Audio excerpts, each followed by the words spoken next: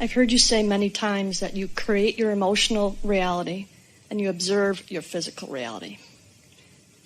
How can there be such disconnect between the two if they're not in alignment? You create your own reality. What you think and how you feel always match, and what you think and how you feel and what manifests always matches.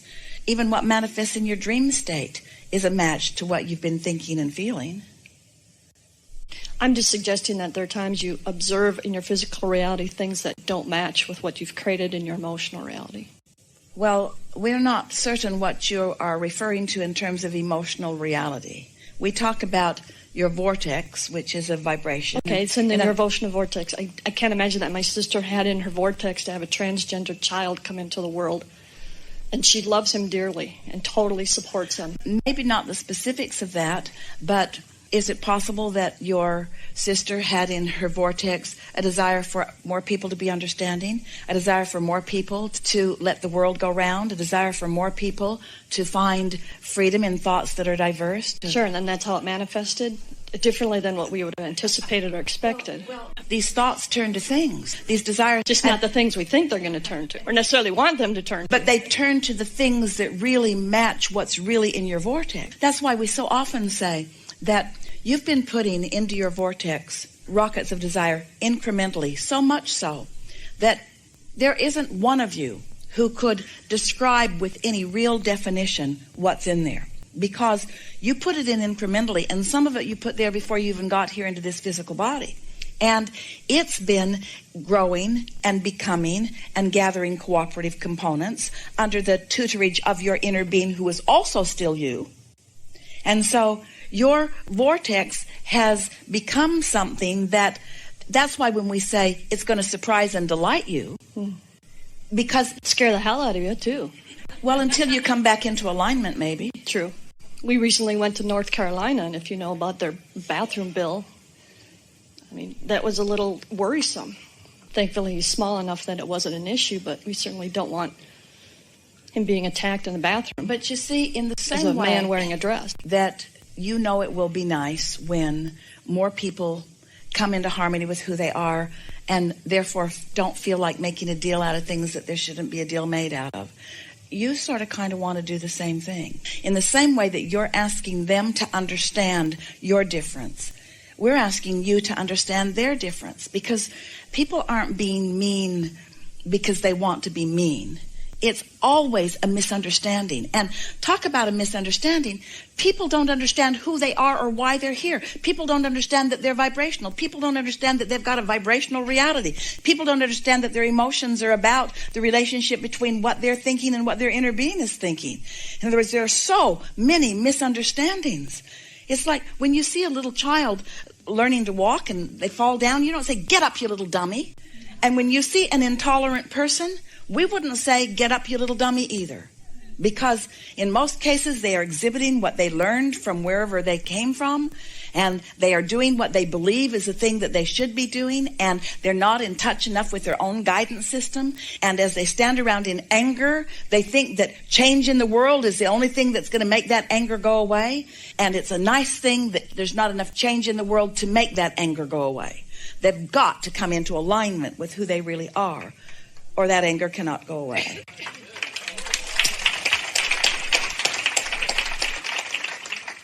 So it's a teachable moment, and we experience the contrast in that regard, and hopefully have positive a teachable experience. moment if the child is asking. You see, here's something really important for you to hear. Don't superimpose your prejudices over this new child who doesn't have them, because he doesn't have to have it as hard as you had it, because he was born in a different time with a different vibrational balance. Very true. Very true. The slight difference is it's very hard to ignore a boy wearing a dress versus a girl being a tomboy. So I think he just stands out a little bit more and draws more attention to himself, making himself more of a target. So, fortunately, that really hasn't happened yet. We still think he's young enough. When I talk with my friend... You're anticipating it a bit. True. And so you could soften that a little bit. We would soften it by saying the world is a changing place.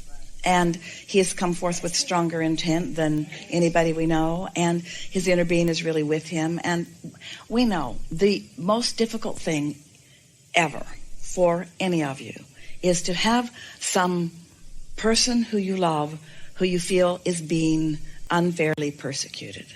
And if you can teach him that what others think or say does not need to be the basis of his distress, that it is only what he thinks in response to what they think. That's why our whole message today and every day is about being unconditional, because most people are in a reaction mode all the time. So they're moving along and they're reacting to this and they're reacting to this and they're reacting to this and they're reacting to this. And if it's something that's pleasing, then the reaction helps them. But if it's something that's not pleasing, then the reaction does not help them.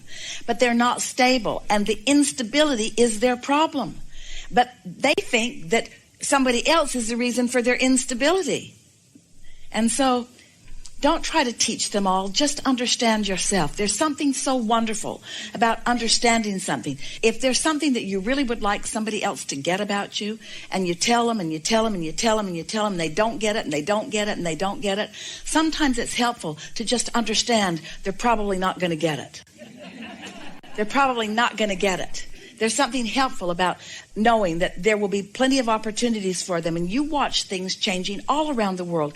Can you believe what's happened in this regard? Can you believe how many millions of people are on the side now of the community that once felt that they had no one on their side? There is no reason to worry about future experience. The only thing that you can do now is find the best feeling thought that you can. And as we've been listening to you, we can feel your wisdom, and we can feel a strong basis of wisdom coming from your exposure to life. But we can see your vortex, and your vortex, as clear and wise as you are, your vortex contains wonderful things that you are still not letting in, because you still feel guarded about the response of others. And that once quite active vibration within you that has subsided because conditions have changed substantially has now reared its head again, because now, as you say, you've got a new little one in your mix that can't quite get away with it and is so on the leading edge that the world hasn't yet caught up with him. So if you can stop waiting for the world to catch up with your differences, Esther feels the same way. There was a time when she was expressing for Abraham, what a weird thing this is. She made Jerry promise not to tell anyone about it. They remember going to a hotel once, and in the early days, the caption on their newsletter said, Abraham Speaks. And a hotel man walked up to Jerry and said, are you Mr. Speaks? And Jerry said, yes, I am. Because it was easier than explaining anything. They laughed about Esther called him Mr. Speaks for years, because it spoke to the misunderstanding that so many people have. And now there is never even a thought about it, because it is something that is being begun to be understood, you see. And so you just have to be true to yourself and let everybody else like it or lump it. And a lot of them are going to lump it, and a lot of them are going to like it, and that's just got to be okay with you. Well said. Yeah. Thank you so much. Yes, indeed. Appreciate it. I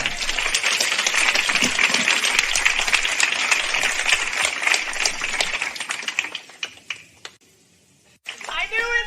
It's my birthday. Oh my God, I knew it.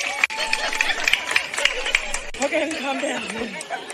Okay, hold on. Let me calm down. Okay. Now watch what you're I doing know, with that, right? because that'll come back and bite you. I know. I'm putting them over. This is a new purse for my birthday today.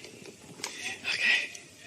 I knew it. Oh, God. I'm about to cry. Okay, listen. Okay. First, I want to say you are the bomb. BALM. Okay. That antidote that I need today. Okay. So I don't even know how I stumbled upon Everything Is Always Working Out for Me on February the 4th, which is a Thursday. I listened to that video 57 times in 1 week. I changed it. That is to my phone. It's the first thing that pops up. Everything is always working out for me. So from that, it just changed my life. So February until now, I don't even know where to begin. I just knew it was going to happen the day it happened for me. Okay, so my question is today, so it changed my life. And on February the 4th, I didn't know I was in a domestic violence situation. And like I said, I don't know how I stumbled up on that YouTube video, but it gave me hope. I contacted a local battered women's shelter in my town, and I just kept thinking, everything is always working out for me. Everything is always working out for me. So needless to say, I stayed in that situation and been still listening to Abraham from February until now, and just various videos every morning. There's meditation. There's like 7 different videos that you can listen to meditate every morning. So anyway, so in August, the incident happened again, and I told myself, this does not feel good. I'm completely done. And so I had the courage after 22 years, I've been with him since I was 19, that I'm completely done. I also don't even know how I stumbled upon like this very, very attractive guy. 4 weeks ago, I've been talking to him for 4 weeks. So I come from like a very abusive childhood, and then from there went to an abusive marriage. And so I'm not quite sure how I would have chose my mother to parent me. So I'm not sure if I believe in that. And I'm not quite sure how I would have attracted the abuse in my childhood or the abuse in my adulthood. So I'm not quite sure how to digest that. But now that I'm talking to this cute guy, I want to know, how do I attract kindness and love? We're not meaning to seem disrespectful. As Esther's voice disappears and we withdraw our attention from you. But the reason that this is all coming about in the way that it is because you can't get there from there. You can't remember what's happened, and by remembering it, keep it active in your vibration. And find the vibrational alignment that will yield to you what you really are wanting.